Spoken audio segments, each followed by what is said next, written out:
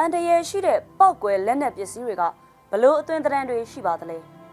ဒီပုံထဲမှာမြင်နေရတာကတော့ရုပ်ချီပောက်ကွယ်မိုင်းနင်းမိုင်းတွေပဲဖြစ်ပါတယ်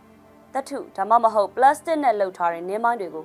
မြေကြီးအောက်မှာမြုပ်ထားတာဖြစ်လို့မျက်စိနဲ့မမြင်ရနိုင်ပါဘူးနင်းမိုင်းတွေကိုလက်နက်ကိုင်အဖွဲ့အစည်းတွေအခြေစိုက်ခဲ့မှုတဲ့နေရာတွေသွာလာလှုပ်ရှားတဲ့နေရာတွေခြုံရွယ်ထူထပ်တဲ့နေရာတွေ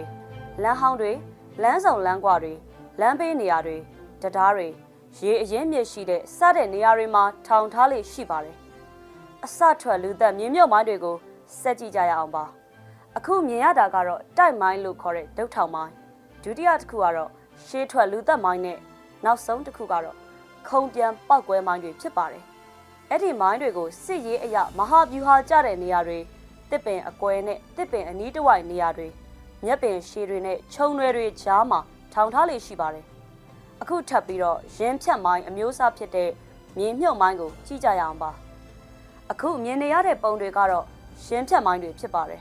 အဖြတ်စွမ်းအားကြီးတဲ့ရင်းဖြတ်မိုင်းတွေကိုလမ်းမကြီးတွေလမ်းဘေးပခုံးတွေ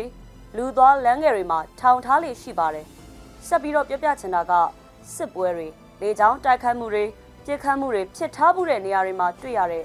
ပြစ်ခတ်အသုံးပြုလိုက်ပေမဲ့မပေါက်ကွယ်သေးပဲကြာရောက်တည်ရှိနေတဲ့စစ်ကြံလက်နက်ပစ္စည်းတွေပါပုံထဲမှာမြင်နေရတာကတော့စိန်ပြောင်းကြီးလို့ခေါ်ကြတဲ့မော်တာကြီးအမြောက်ကြီး RPG လက်ပစ်ဗုံးတွေပဲဖြစ်ပါတယ်စစ်ကြံလက်နက်ပစ္စည်းတွေကအယောင်အားဖြစ်တော့ကာကီအစိမ်းအညိုမီးခိုရောင်စတဲ့အယောင်အမျိုးမျိုးရှိတတ်ပါတယ်တချို့ပစ္စည်းတွေကတော့တန်ကြီးတက်နေတာဆေးရောင်လွင့်ပြန်နေတာမျိုးလည်းရှိနိုင်ပါတယ်နောက်ဆုံးအနေနဲ့လက်လုံမိုင်းတွေရဲ့အသွင်သဏ္ဍာန်ကိုလည်းသတိထားနိုင်ဖို့ပြောပြချင်ပါတယ်အခုပုံမှန်မြင်ရတာကတော့လက်လုံမိုင်းတွေကိုနေ့စဉ်သုံးအလွယ်တကူရနိုင်တဲ့ပစ္စည်းတွေဖြစ်တဲ့ပလတ်စတစ်ပိုက်တွေပလင်းကွန်တွေတစ်သားစတာတွေအပြင်မပေါက်ကွဲသေးတဲ့စစ်ကြံလက်နက်ပစ္စည်းအပိုင်းအစတွေနဲ့လည်းလှုပ်ထားတတ်ကြပါတယ်သူတို့ကိုဘယ်နေရာမှမဆိုမြင်တွေ့နိုင်ပြီးတော့